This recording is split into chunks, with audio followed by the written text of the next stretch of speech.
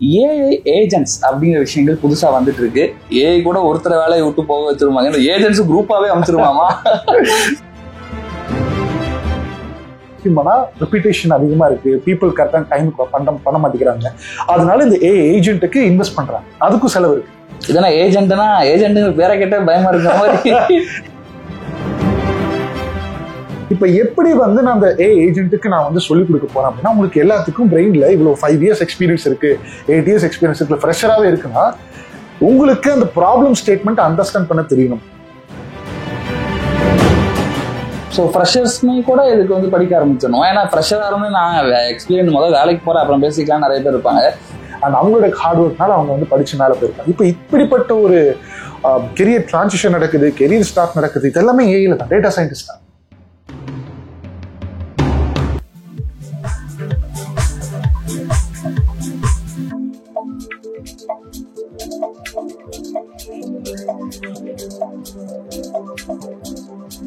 Hello techies, in today's podcast again we are connecting with our AI coach John brother.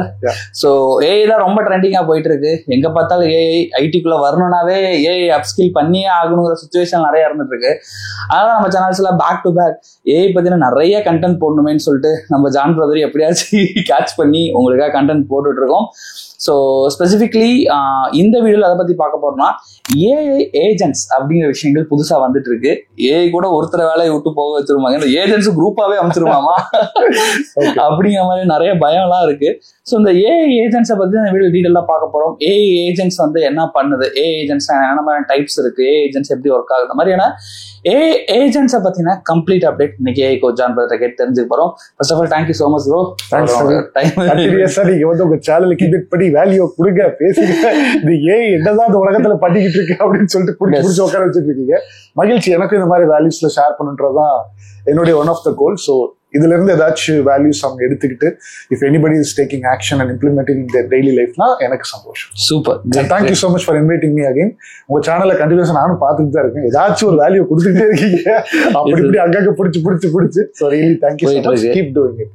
Thank you great. So we'll deep dive into the topic like AI agents. So the AI agents na enna, the AI agents enna பண்ணும்? Okay, இந்த AI ஏஜென்ட்ஸ்ன்றத நம்ம வந்து இப்ப உள்ளார வரதுக்கு முன்னாடி இது எங்க இருந்து வந்துச்சு அப்படின்றத கொஞ்சம் பின்னாடி போய் அண்டர்ஸ்டாண்ட் பண்ணிட்டு வந்துடலாம். நான் அவங்களுக்கே ஸ்ட்ரைட்டா பார்த்து சொல்லிடுறேன். ஸோ ஃபர்ஸ்ட் விஷயம், நம்மளுக்கு AI அப்படின்ற ஒரு கான்செப்ட் வந்து தெரியணும். இந்த ஏஐன்றது எல்லாத்துக்குமே தெரியும், உங்களுக்கும் தெரியும். இந்த ஏஐல இருந்து நிறைய டிவிஷன்ஸ் இருக்கு. ஏஐன்றது ஒரு பெயர் சொல், ஒரு ஜஸ்ட் ஒரு நேம், டெர்மினாலஜி. நவீன் HR நவீன்ன்றது ஒரு நேம். இப்ப HR நவீன்க்குள்ள நிறைய இன்கிரீடியன்ஸ் இருக்குல்ல, மூஞ்சி இருக்கு, கை இருக்கு, கால் இருக்கு. அந்த மாதிரி ஏஐ இம்ப்ளிமெண்ட் பண்ணணும்னா நம்மளுக்கு நிறைய டிவிஷன்ஸ் உள்ள இருக்கு.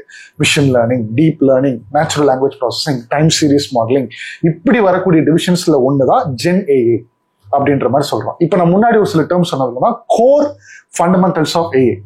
இப்ப நான் அதெல்லாம் பத்தி நாங்க பேசலாம். அதாவது machine learning, deep learning, natural language processing, time series modelling, இதெல்லாம் தான் கோர் ஆஃப் ஏஐ. இப்ப இந்த ஏஐக்குள்ளர இப்ப புதுசா இந்த போன வருஷம் செகண்ட் ஹாஃப்ல இருந்து ஒரு கான்செப்ட் உள்ள நிறைய பேர் பேசிட்டு இருக்காங்க, அதுதான் ஜென்ஏ. இப்ப இந்த ஏஐல இருந்து இப்ப ஜென்ஏ வந்து இந்த ஜென்ஏன்றதும் ஒரு ஜஸ்ட் ஒரு டெர்மினாலஜி தான், பேர்லயே இருக்கு. இப்ப நான் ஸ்ட்ரைட்டா அவங்களோட கான்செப்ட் வந்துடுறேன். ஜென்ஏனா ஜெனரேட்டிவ் ஏஐ, ஏதாச்சும் ஒன்று ஜெனரேட் பண்ணணும்.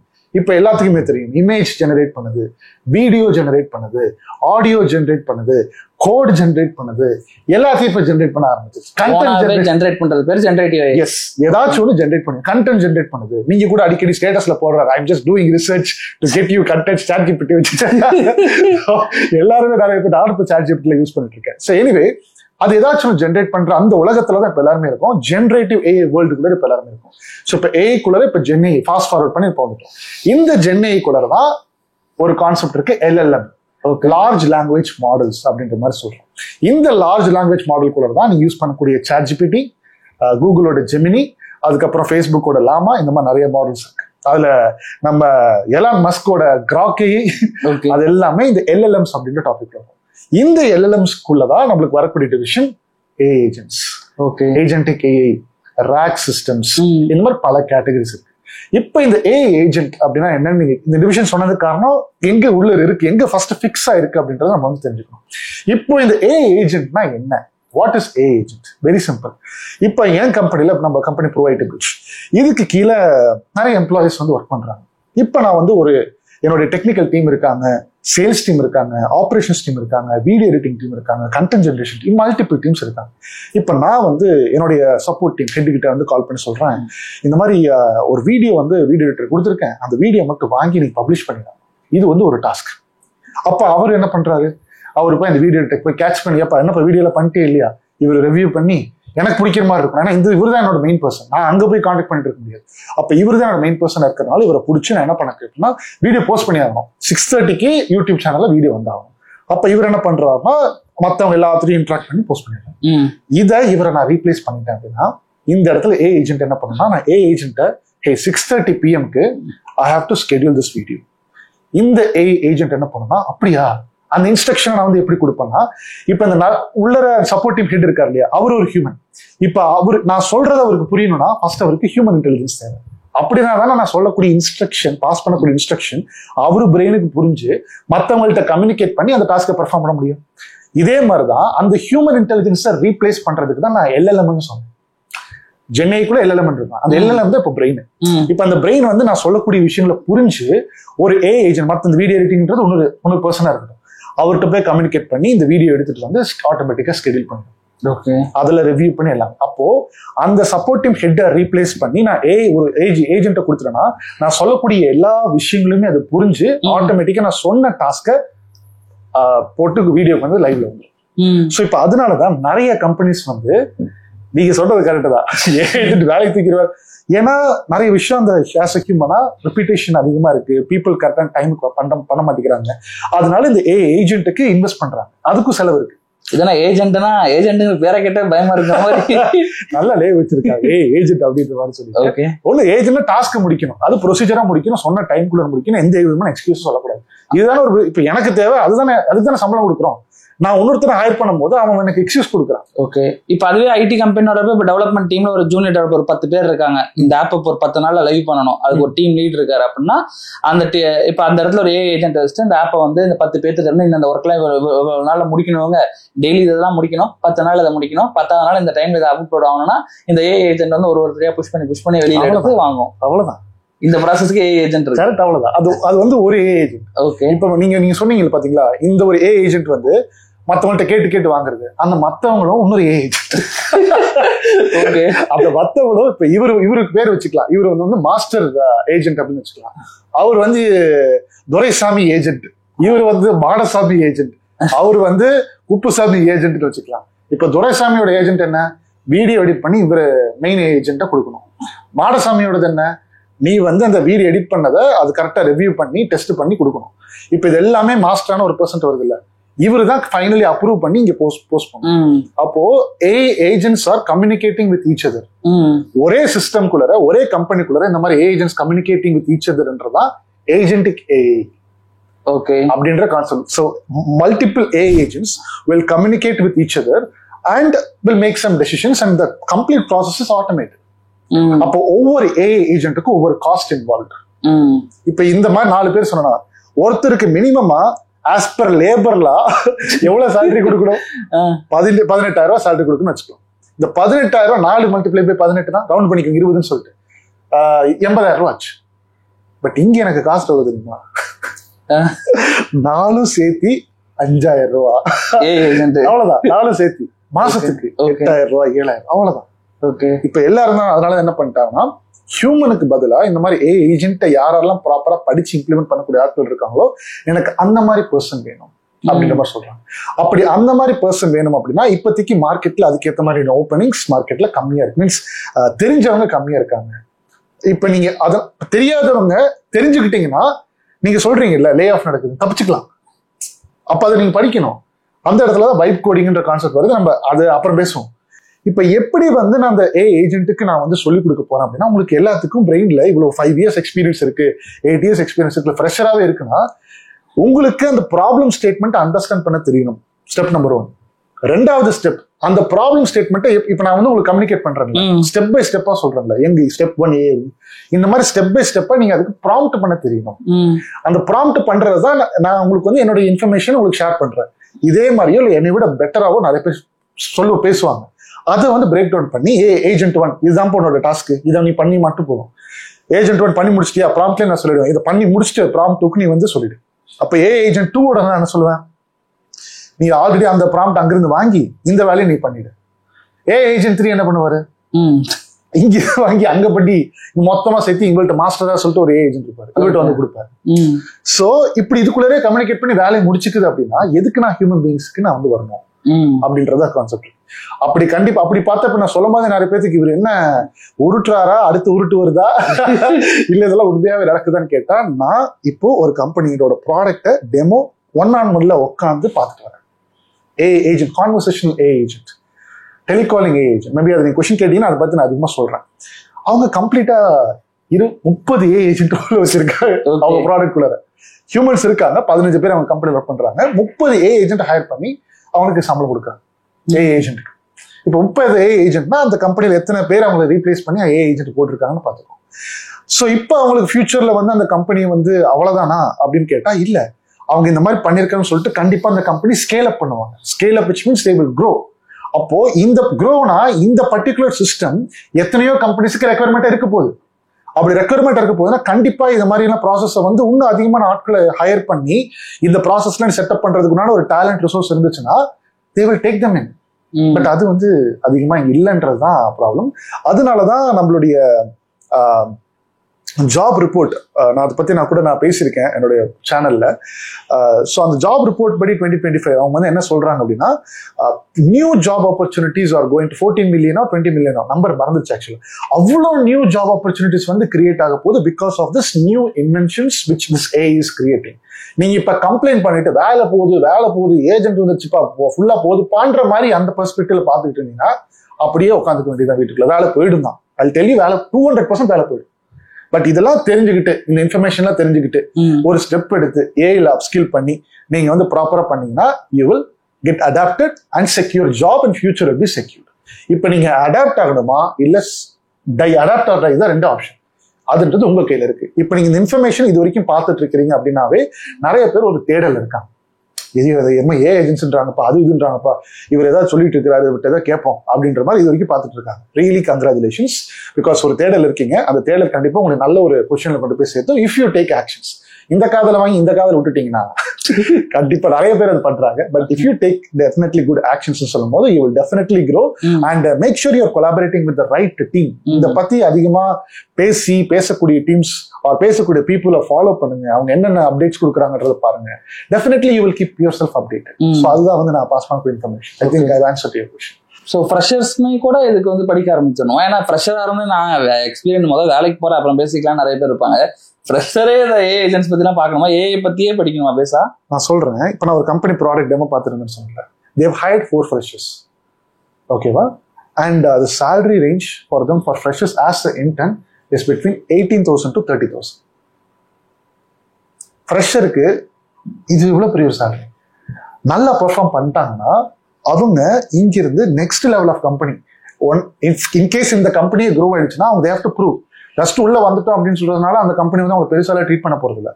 They will definitely see this particular person as a great asset and will increase his. இவங்க வந்து உள்ள போயிட்டாங்கன்னா ப்ரூவ் பண்ணணும், ஸ்கில்ஸ் வந்து ப்ரூவ் பண்ணணும். இப்போ இவங்க ஒரு இன்டர்வியூ கிளியர் பண்ணி தானே வந்திருப்பாங்க. அந்த இன்டர்வியூல அவங்க ஃபண்டமெண்டல்ஸ்லாம் கொஸ்டின்ஸ் கேட்டிருக்காங்க. என்னதான் ப்ராம்ப்ட் வச்சு பண்ணாலும் இவங்களுக்கு கம்பெனிக்குள்ள ப்ராம்ப்ட் வச்சு இருக்குனாலும் ஃபண்டமெண்டல்ஸ்ல கோர்ல பயங்கரமான நாலேஜ் இருக்கும். அதுக்கேற்ற மாதிரி தான் உள்ள, ஏன்னா அதுக்கேற்ற மாதிரி தானே உள்ள டெவலப் பண்ணணும். இப்ப சிஸ்டம் ப்ராம்ப்டே இல்லைன்னா என்ன பண்ணுவீங்க? அது டெவலப் பண்றது நீங்க தானே. அப்ப அந்த லெவல் ஆஃப் எக்யூப்மெண்ட் நீங்க படிச்சிருந்தீங்கன்னா freshers you have greater market scope இந்த மார்க்கெட். நிறைய கம்பெனிஸ் கூட நான் போய் பார்க்குறேன், பேசுறேன், ப்ராடக்ட் டெமோ. நான் இந்த இண்டஸ்ட்ரியில சின்ஸ் பர்டிகுலர்லி ஏ இண்டஸ்ட்ரி 2020 இருந்து இருக்கேன். அதுக்கு முன்னாடி நிறைய உங்களே பாரு கோடிங்னாவே பயம். I also made a career transfer நான் ஐடி. நிறைய பாட்காஸ்ட்ல சொல்லியிருப்பேன். பைக் ஓட்டி கோடிங் படிக்கிறதே கஷ்டம், அது ஒண்ணுமே புரியல, பயந்து ஓடின கேஸ் தான் நான் கோடிங்னாவே. பட் அதை வந்து எப்படியோ ஃபிகர் அவுட் பண்ணி ப்ராப்பரா படிச்சு மேல வந்து இப்ப நிறைய பேருக்கு கோச் பண்ணி 11 years ஆஃப் கெரியர் கேப்ல இருக்கிறவங்களெல்லாம் ஹெல்ப் ஹெதம் அண்ட் அவங்களோட ஹார்ட் ஒர்க்னால அவங்க வந்து படிச்சு மேல போயிருக்காங்க. இப்ப இப்படிப்பட்ட ஒரு கெரியர் டிரான்சிஷன் நடக்குது, கெரியர் ஸ்டார்ட் நடக்குது, இது எல்லாமே ஏஐல தான், டேட்டா சயின்டிஸ்ட் தான். அப்போ இப்படிப்பட்ட ஒரு ஆப்பர்ச்சுனிட்டி இருக்குதுன்னா சேலஞ்சிங்னு கேட்டா 200% சேலஞ்சிங் தான். கஷ்டமான்னு கேட்டா 500% கஷ்டம் தான். பட் ஒன்ஸ் நீங்க வந்து உள்ளர வந்துட்டீங்கன்னா இந்த ஃபீல்டு கொடுக்கக்கூடிய growth அண்ட் அப்ளிகேஷன்ஸ் எல்லாமே சூப்பரா இருக்கும். ஒன்ஸ் நீங்க உள்ள வந்து அதை டேஸ்ட் பண்ணி உள்ள வர வரைக்கும் தான் பிரச்சனை. இந்த நம்ம அழகான பிரதீப் சொல்லியிருப்பாரு, அந்த love today hero first step மட்டும் தான் கஷ்டம், உள்ள வந்துட்டீங்கன்னா எப்படியும் நீங்க மேல வந்துடலாம். ஸோ அது எந்த ஃபீல்டு இருந்தாலும் சரிதான். இந்த ஃபீல்டு ஏன்றது உலகத்துல நடக்கூடிய எல்லா இன்வென்ஷன்ஸுமே இதை பேஸ் பண்ணி தான் இருக்குதுன்றதுனால you will have a wider scope, you can get more salary, உங்க ஃபேமிலி செட்டில்ட், அடுத்தடுத்த லெவலுக்கு நீங்க க்ரோ ஆகிட்டே போயிட்டு இருக்கலாம். அதனால அந்த அப்ஸ்கில்லிங்கிறது மட்டும் ஒரு கேரக்டரை வச்சு அது கன்சிஸ்டன்டா வச்சுக்கோங்க. லைஃப் லாங் லேர்னரா இருங்க. நான் இப்ப எல்லாமே கத்துக்கிட்டு நான் ஒரு சூப்பர் ஸ்டார், நான் வந்து ஒரு மெகா சூப்பர் பிரெயின்லாம் சொல்ல, நானும் ஒரு லேர்னர் தான். எனக்கே தெரியாத விஷயம், எனக்கும் தெரியாத விஷயம் நிறைய இங்க இருக்கு. நானும் கத்துக்கிட்டு தான் இருக்கேன். அந்த கத்துக்கிட்டு இருக்கிறத நீங்க அப்பப்போ கூப்பிடும் போது அவங்களுக்கு புரியுற மாதிரியான கோர்வையில எக்ஸ்பிளைன் பண்றேன். That's what. Okay okay. So இப்போ ஃப்ரெஷரும் கண்டிப்பா கத்துக்கணும். ஓகே. சோ இதோட நெக்ஸ்ட் பாக்குறப்ப இப்போ ஏஐ ஏஜென்ட்ஸ்ல என்ன மாதிரி டைப்ஸ்லாம் இருக்கு? ஏன்னா இதுலயே நிறைய டைப் இருக்கு, டிஃப்ரெண்டா இருக்காங்க. அதை பத்தி என்ன அப்படிங்கிறது பார்ப்போம். Super question. நான் உங்களுக்கு ஆக்சுவலா நான் ஏஐ ஏஜென்ட்னா என்னன்னு சொல்லும் போது ஒரு சில எக்ஸ்பிளனேஷன் நான் வந்து உங்களுக்கு சொன்னேன். இப்போ டைப்ஸை வந்து நிறைய நீங்க ChatGPTல போட்டா டிஃப்ரெண்ட் டைப்ஸ் வரும்.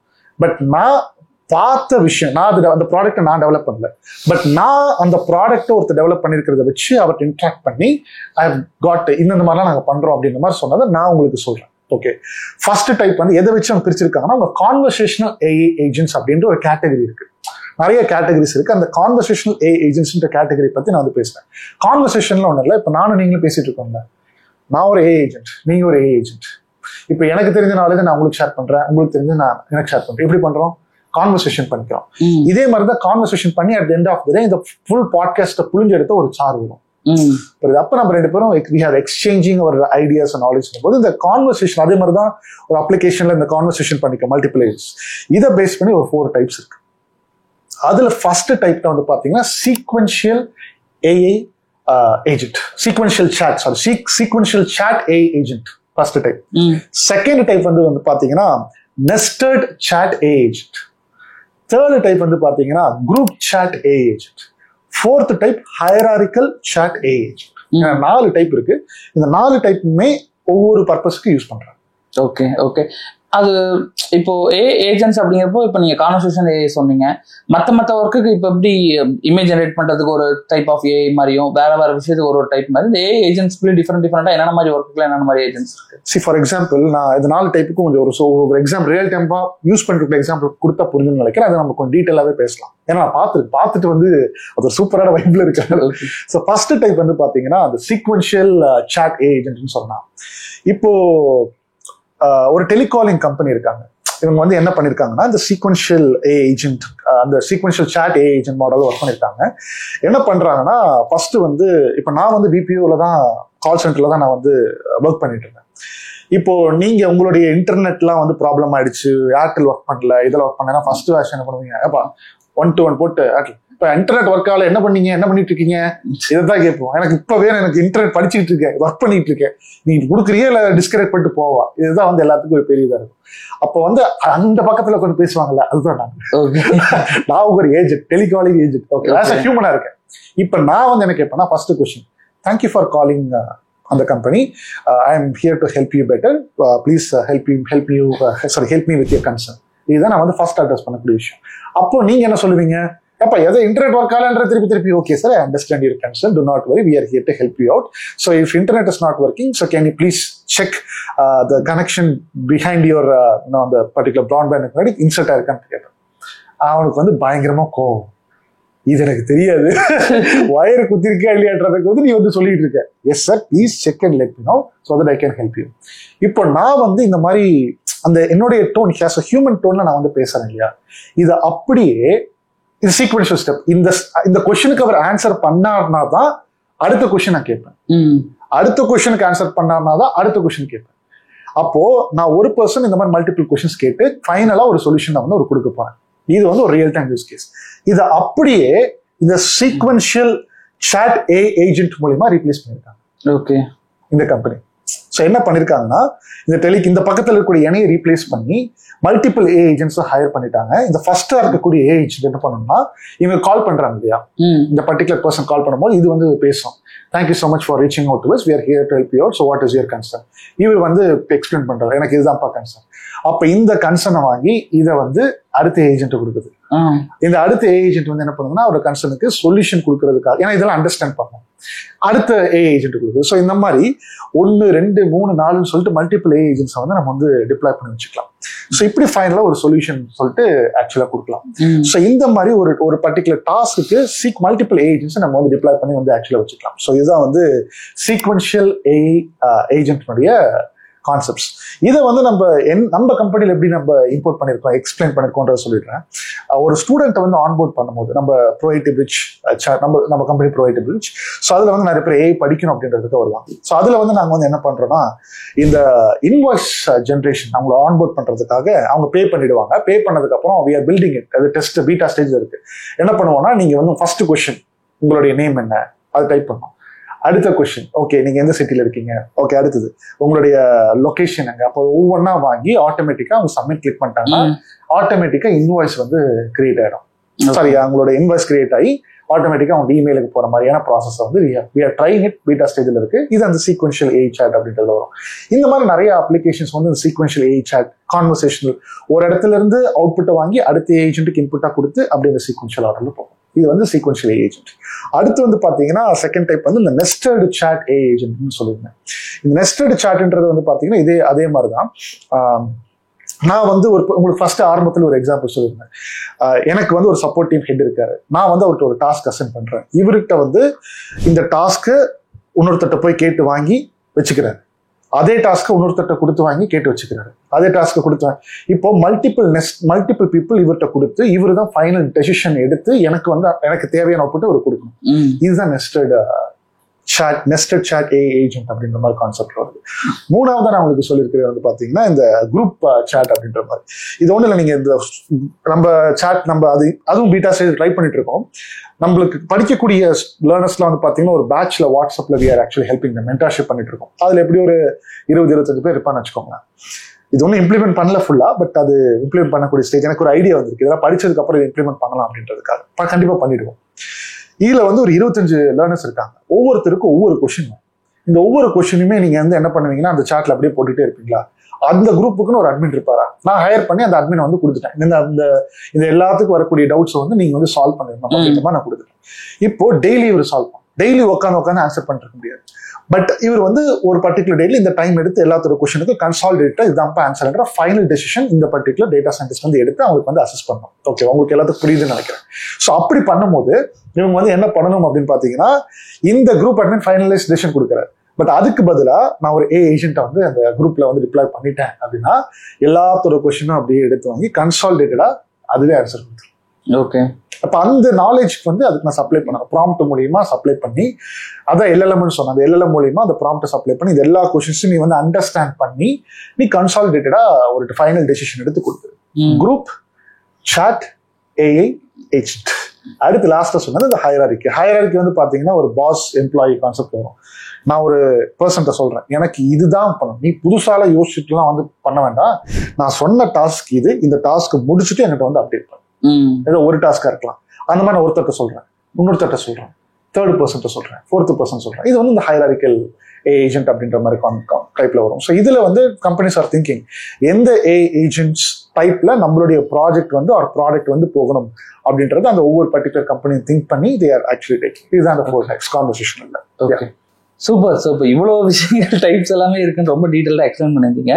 இப்போ இதை படிக்கிறதுனா எங்க இருந்து படிக்கலாம், எங்க இருந்து ஸ்டார்ட் பண்ணலாம்?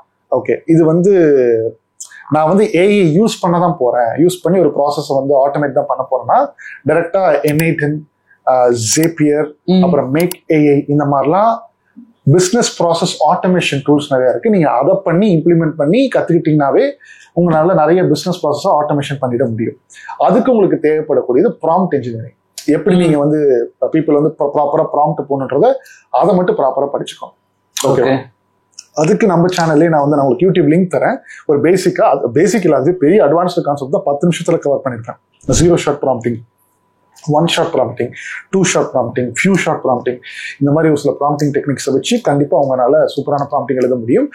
அது ஒரு அழகான ஒரு ப்ராம்ப்டிங் டெக்னிக். அந்த வீடியோ லிங்க் நான் கொடுக்குறேன். பீப்புள் யூ கேன் ஜஸ்ட் அதுக்கு ஒரு சோர்ஸ் நானே கொடுக்குறேன். இது இல்லாம நான் வந்து ஒரு கோரா ஏஐ யூசபிலிட்டி மட்டும் நான் பண்ணக்கூடாது. ஒரு ஏஐ டெவலப்பர் ஆகணும் அப்படின்னா நான் சொன்ன ரூட் தான் பைத்தன் படிக்கணும், மிஷின் லேர்னிங் படிங்க, டீப் லேர்னிங் படிங்க, நேச்சுரல் லாங்குவேஜ் ப்ராசஸிங் படிங்க, டைம் சீரிஸ் மாடலிங் படிங்க. இது படிச்சு முடிச்சதுக்கு அப்புறமா நீங்க வந்து இந்த ஜெனரேட்டிவ் ஏஐக்குள்ள என்னென்ன different types of prompt engineering, first prompt engineering படிக்கணும். அதுக்கப்புறமா ராக்ஸ் அப்படின்ற மாதிரி ஒரு சிஸ்டம் இருக்கு, அந்த ராக்ஸை படிங்க. வெக்டார் டேட்டா பேசஸ்னு ஒரு கான்செப்ட் இருக்கு, அதை படிங்க.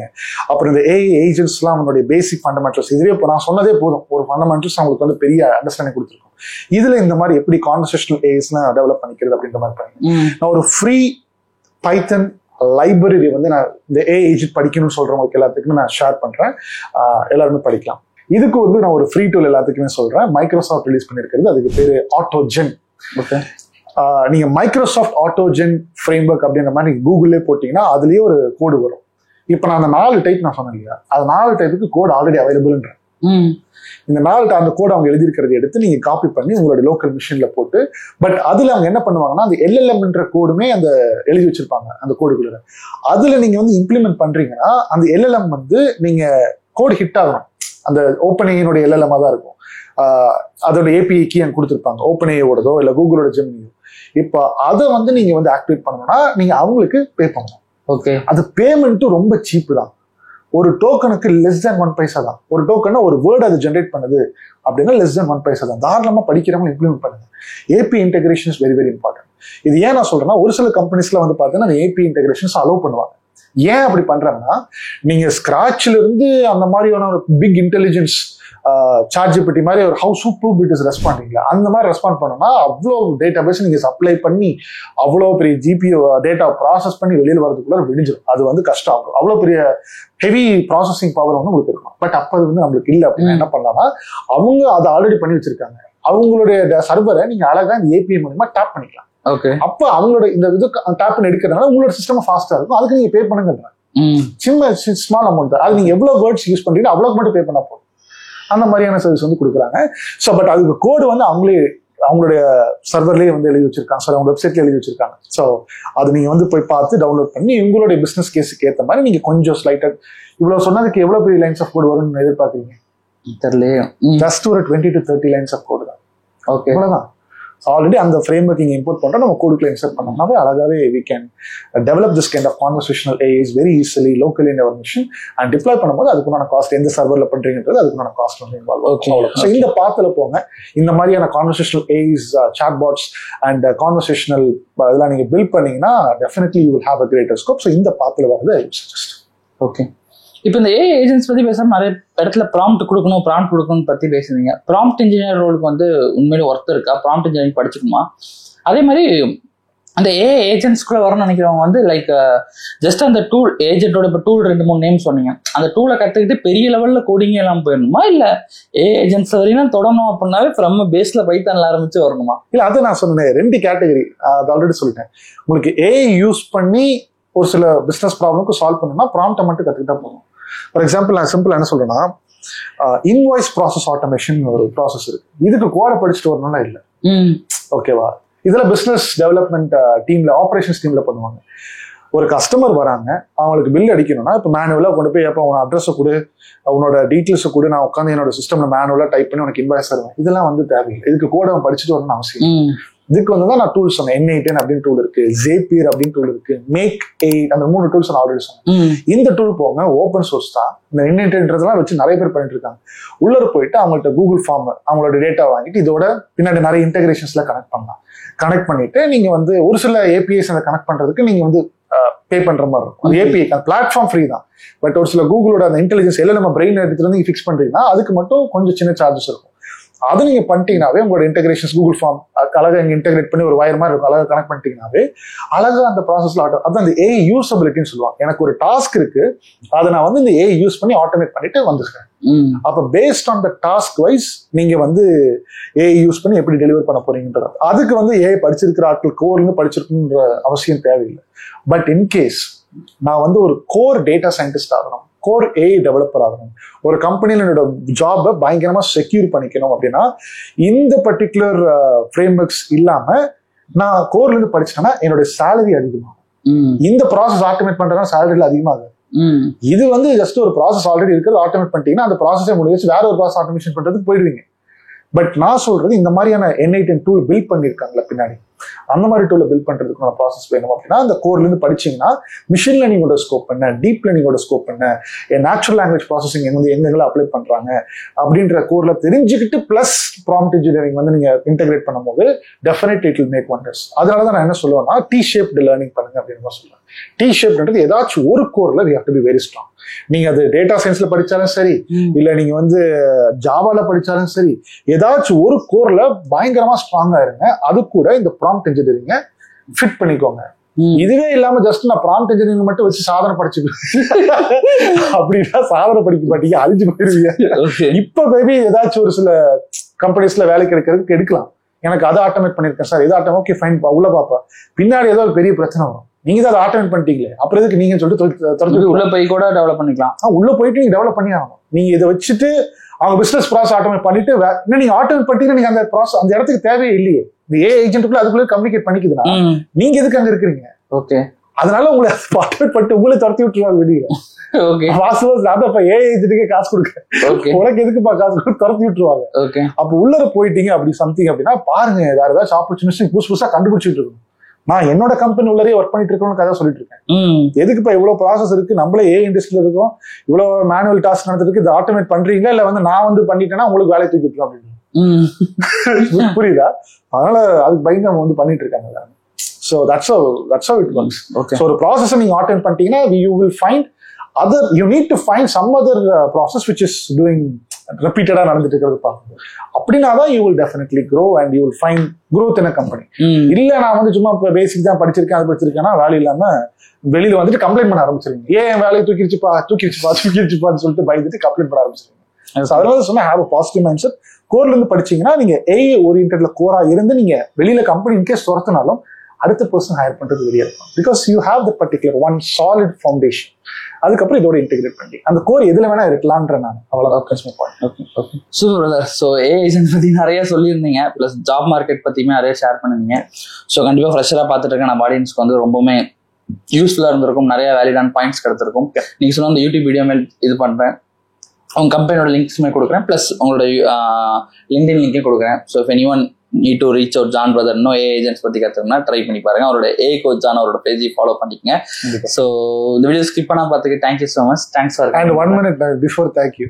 நீங்க கூப்பிட்ட ரூம் வந்து பயங்கரமா வேர்க்கு, உங்களுக்கு வேர்க்குது எனக்கு வேர்க்கு. நெக்ஸ்ட் வேறாச்சும் கூப்பிட்டீங்கன்னா ஒரு ஏசில வச்சு அண்டர்ஸ்டாண்ட் நீங்க வந்து உங்களோட வீட்லயே நல்லா செட்டப்லாம் பண்ணி வச்சிருக்கீங்க. It's really a good initiative. பரவாயில்ல ஸ்டார்ட்டுக்கு, பட் இருந்தாலும் ஒரு கைண்ட் சஜஷன் ஒரு பயங்கரமா வேர்க்குது. கண்டிப்பா I hope you will do that. கண்டிப்பா. Okay, thank you so much. Thank you.